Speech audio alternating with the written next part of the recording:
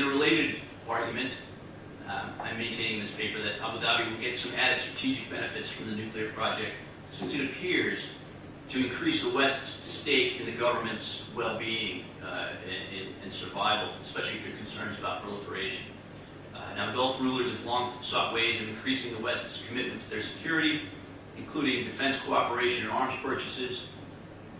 I maintain that nuclear power is another one, with shared commercial and scientific interests and preconditions for political stability.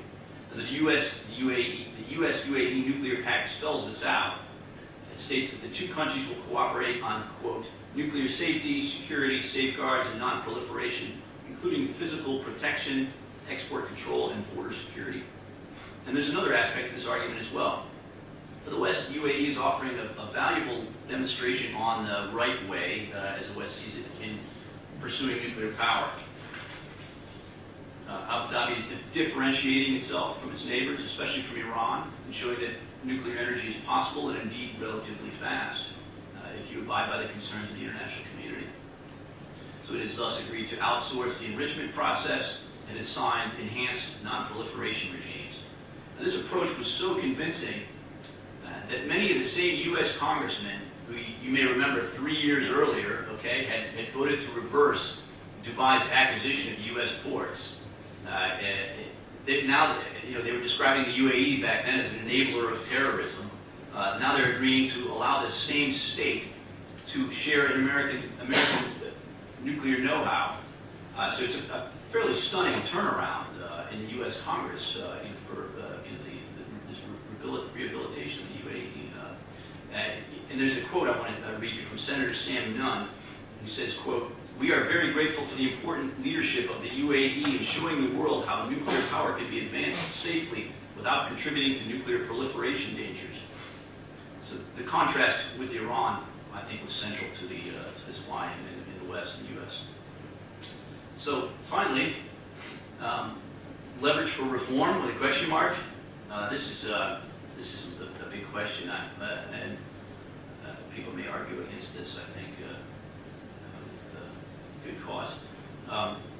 But given these state-strengthening properties that some people have found that accompany civil nuclear programs, I'm saying that the government could use that to leverage that increased stability as an opportunity to reform its energy policy.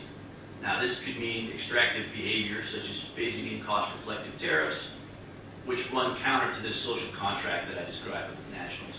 Now, is this possible? Well, the government's got the Abu Dhabi government has established a demand-side management committee that's deliberating this question right now. It's a difficult issue. Raising tariffs, even if it doesn't threaten stability, might still be seen as illegitimate by nationals. The government may not want to do it. I've had conversations with Emirati nationals, officials, financial executives on this topic. Most people that I've spoken with so far have agreed that cost-reflective tariffs, if mainstreamed through a public campaign, could be phased in with tolerable levels of resentment.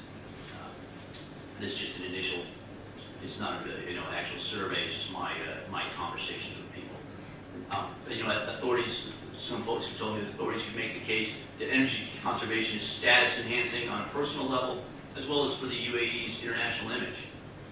So, I agree it's a sensitive topic. It won't be easy anywhere in the GCC, and thus Abu Dhabi's alternative energy projects are interesting on several levels. They'll be of great interest in the surrounding countries, and for me, Wisconsin and Cambridge University, it's interesting on a theoretical level. It's as a potential challenge to some of the literature on rentier states.